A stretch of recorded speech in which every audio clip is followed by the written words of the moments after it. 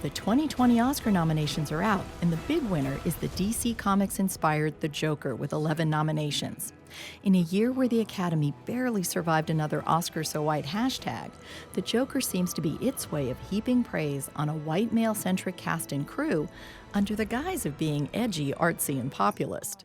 Trailing The Joker with 10 nominations each are Martin Scorsese's aging mobster tale The Irishman, Quentin Tarantino's Valentine to the Movies, Once Upon a Time in Hollywood, and Sam Mendes' digital one-shot World War I drama, 1917.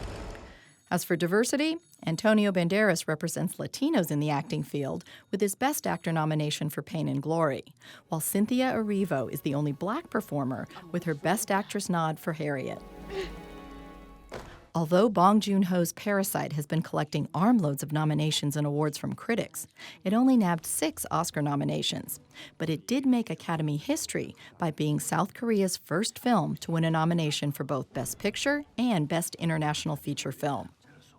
Although women directors like Lulu Wang and Greta Gerwig have been acknowledged with Best Directing nominations elsewhere, they, along with all the other female directors, were shut out of the Best Director category this year, which remained an all-boys club.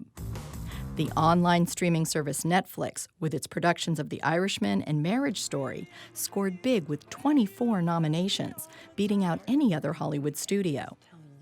But the big takeaway for me about the 2020 Oscars is just how bland the bulk of the nominations are.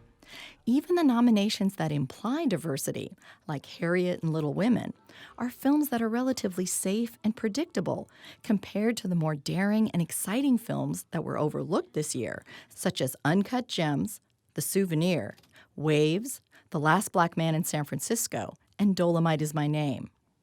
Films like Parasite that push artistic conventions and genre boundaries are the exception that prove the rule. But playing it safe is usually what the Oscars are all about. Occasionally they can surprise you, but these are industry awards given mostly by people to their friends. Just think about the awards your workplace would give out and think about who would win. Then maybe you'll understand why the Academy Awards can feel so frustrating to outsiders.